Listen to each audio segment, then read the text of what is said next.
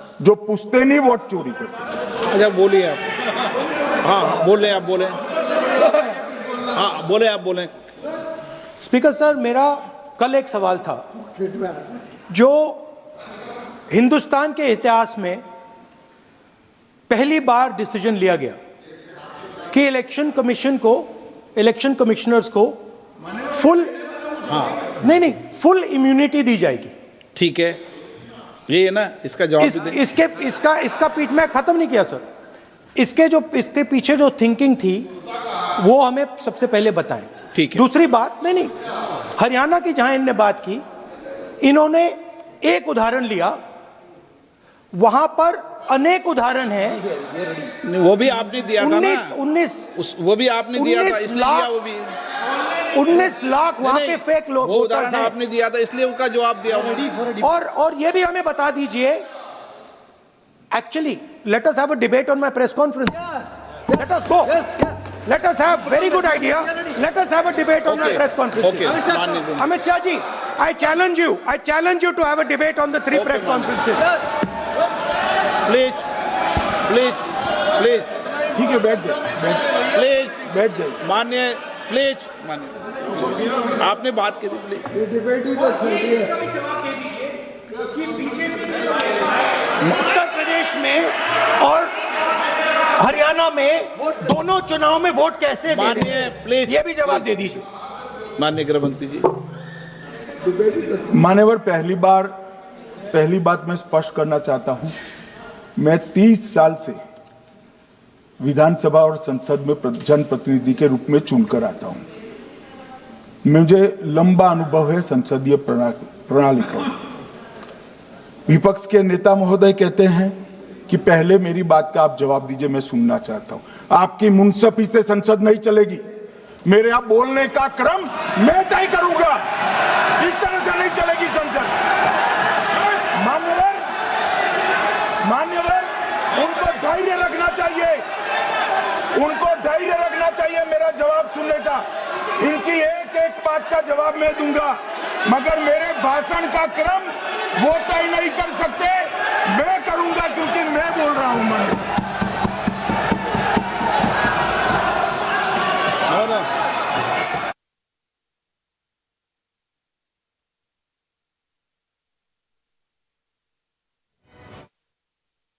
एक मिनट गृह मंत्री जी, एक मिनट गृह मंत्री, क्या गलत बोला उन्होंने यही बोला, आपने जो बात उठाई है मुझे कब बोलना है मैं तय करूंगा, यही बोला ना।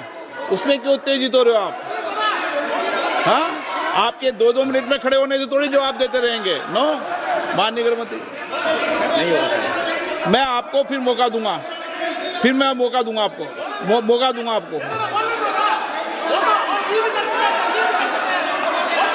हाँ बोलिए, बोलिए सर, ये बोलिए। आपने अगर अमित शाह जी का रिस्पांस देखा तो ये कंप्लीटली डिफेंसिव रिस्पांस है, ये घबराया हुआ रिस्पांस है, ये डरा हुआ रिस्पांस है। अब सुनिए पूरी बात, प्लीज माननीय, नो, सच्चा रिस्पांस नहीं है। माननीय गृह मंत्री जी।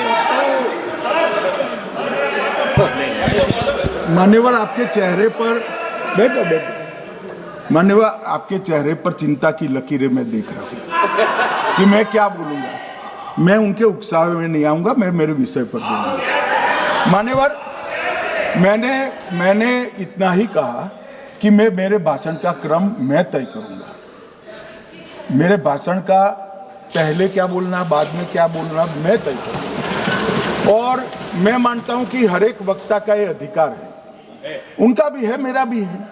कल वो बोल रहे तो हम ऐसा थोड़ी ना बोले आप झूठ क्यों बोल रहे हो, हम नहीं बोल सकते साहब। वो माननीय विपक्ष के नेता है, वो बोल सकते अपना भाषण। मान्यवर, और मैंने तो ये भी कहा, मेरा पूरा भाषण छूट कर कुछ बच जाता है तो आप पूछिएगा, मैं जवाब दूंगा। मगर अब धैर्य भी चाहिए और सुनना भी चाहिए, दोनों चीजें करनी पड़ती है। मान्यवर, वोट चोरी का कोहराम बचा है। मैं वोट चोरी किसको कहते हैं वो बताना चाहता हूं। वोट चोरी के 3 आयाम हैं। एक तो मतदाता नहीं है, मतलब योग्यता नहीं है, और आप वोटर बन जाते हो तो वोट चोरी माना जाएगा। दूसरा, आप गलत प्रकार से चुनाव जीतते हो तो वोट चोरी माना जाएगा। और तीसरा, जनादेश को डिफाई करते हो, मतलब वोट के विपरीत आप कोई पद प्राप्त कर लेते हो तो भी एक प्रकार से वोट चोरी होता है। अरे सुनो ना, क्यों जल्दबाजी करते हो मानिकम, क्यों? अब मैं 3 वोट चोरी की घटनाएं बताना चाहता हूं। सबसे पहली घटना हुई, आजादी के बाद देश का प्रधानमंत्री तय करना था। तय कौन करना था? तो उस वक्त के जितने प्रांत थे, इसके कांग्रेस के अध्यक्षों ने, उनके एक एक वोट से तय होना था। अब 28 वोट श्री सरदार पटेल को मिले और 2 वोट जवाहरलाल नेहरू जी को मिले।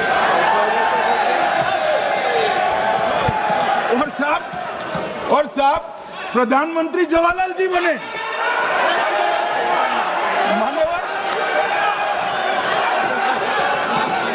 मान्यवर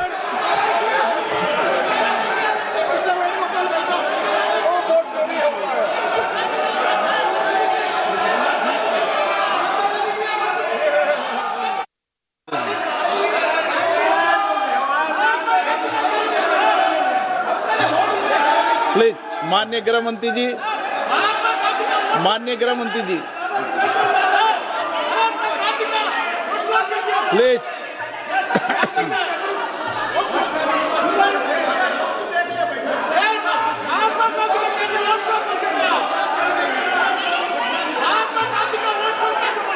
बैठो बैठो, बैठिए माने, प्लीज प्लीज प्लीज।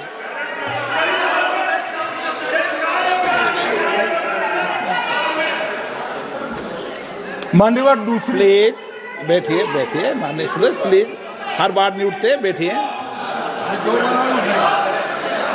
मान्यवर दूसरे प्रकार की वोट चोरी और नैतिक तरीके से चुनाव जीती, ऐसी वोट चोरी भी भूतकाल में एक बार हुई थी। श्रीमती इंदिरा गांधी रायबरेली से चुनी गई। इलाहाबाद हाईकोर्ट में श्री राजनारायण पहुंचे कि चुनाव नियमों के अनुसार नहीं हुआ।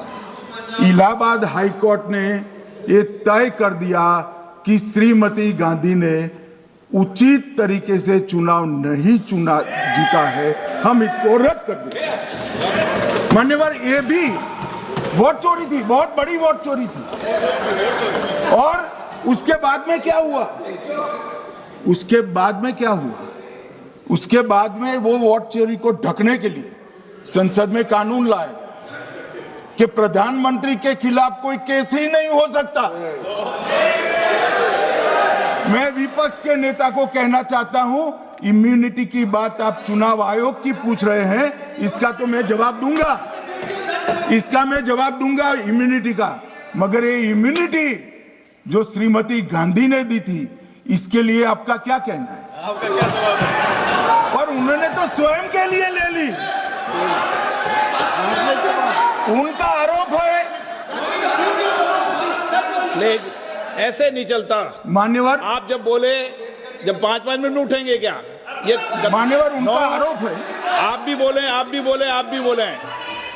नो, गलत। 1-1 मिनट में सदस्य नहीं उठेगा ना। मान्यवर, उनका आरोप है कि सरकार ने बनाया तो लोकतंत्र ने बनाया,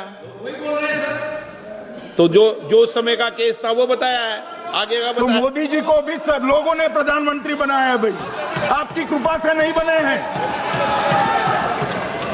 मान्यवर,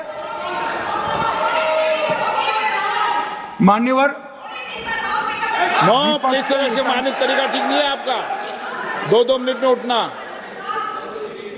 मान्यवर, विपक्ष के नेता ने कहा कि आपने चुनाव आयुक्तों को इम्यूनिटी दी। इनका आरोप सत्य नहीं है, मैं इसकी बात बाद में करता हूं। परंतु हमने तो चलो मानो चुनाव आयुक्त को इम्यूनिटी दी, श्रीमती गांधी ने तो अपने आप को इम्यूनिटी दी। और फिर जब ये संवैधानिक सुधार के वायरस चैलेंज हुए तो वो केस जीतने के लिए 2, 3 और 4 नंबर के सर्वोच्च न्यायालय के जज को बाईपास कर चौथे नंबर के जज को चीफ जस्टिस बनाया और वहां केस भी जीत लिया। और मान्यवर, ये तो इतिहास है, कौन झुठला सकता है? इनको कोई पढ़ाता नहीं है इतिहास, ये तो इतिहास है, सर्वोच्च अदालत और संसद के रिकॉर्ड में रखा हुआ इतिहास है। इसके खिलाफ लल्लन सिंह जैसे कितने लोग पूरा जीवन लड़े बिहार में, इमरजेंसी के खिलाफ जेल में गए, लाखों लोग गए। और तीसरी वोट चोरी कहना चाहता हूं, तीसरी वोट चोरी का प्रकार मैंने बताया था कि योग्यता नहीं है और मतदाता बन जाना। अभी एक वाद पहुंचा है, वाद मतलब डिस्प्यूट पहुंचा है दिल्ली की सिविल अदालत में।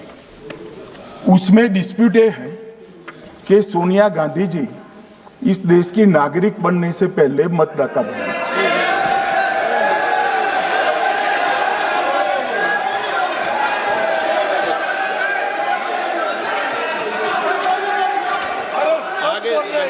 आगे सुनो, बोल क्या रहे, पूरी बात तो सुनो। मान्यवर,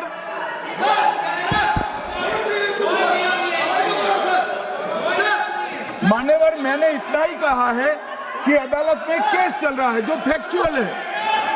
अब जवाब तो उनको अदालत में देना है, सोनिया जी ने यहां क्यों दे रहे हैं? अदालत में जवाब देना है।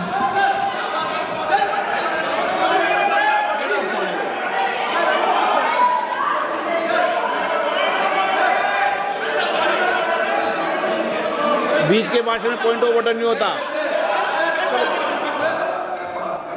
नहीं है सर, मुझे याद है जो माननीय सदस्य नहीं है, ये 352 ये रहा, 352 टेबल पे रहता है, मुझे वहां याद है 352। Home Minister is speaking about an issue which is pending in a court. Actually, what happens is, Rosaville court, some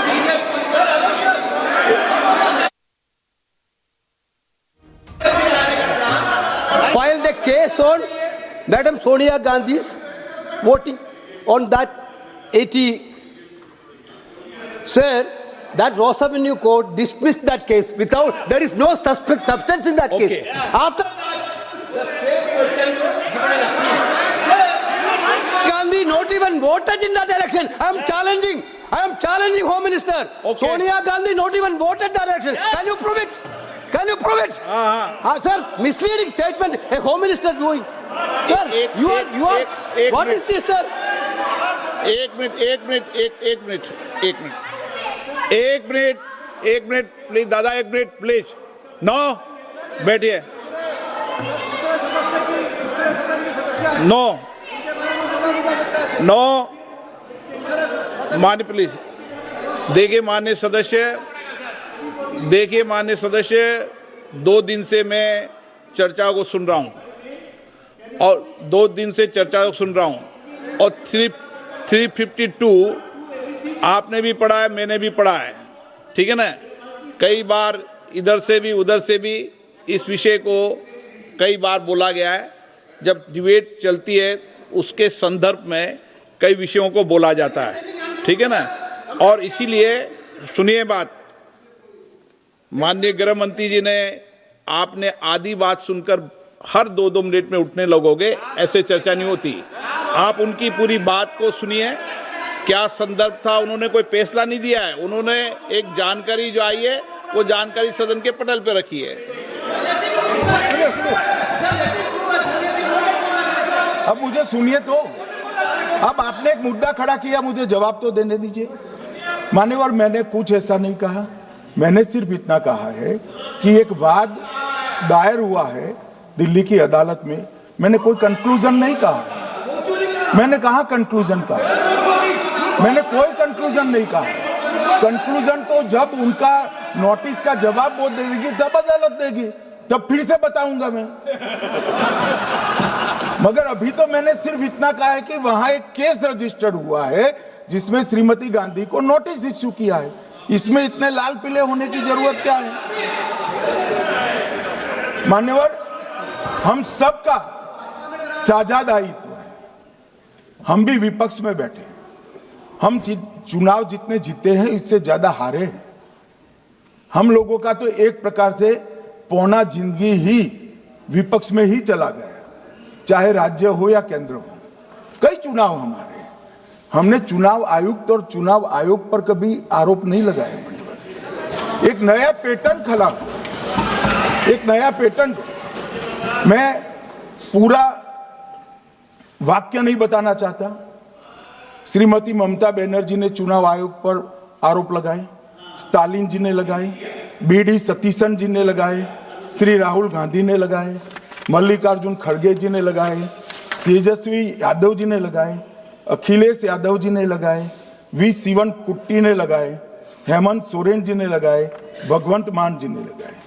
अब पहले तो ऐसी परंपरा सिर्फ कांग्रेस पार्टी में थी, मगर संपर्क का दोष कहता होता है साहब, ये सारे इंडिया अलायंस वाले चुनाव आयोग के खिलाफ आते। मान्यवर, चुनाव आयोग एक तटस्थता से चुनाव कराने वाला संस्थान बनाया गया और इसकी मान्यता कोई पॉलिटिकल पार्टी ने नहीं दी, भाग और अनुच्छेदों के तहत हमारे संविधान ने दी है और ये संवैधानिक प्रक्रिया है।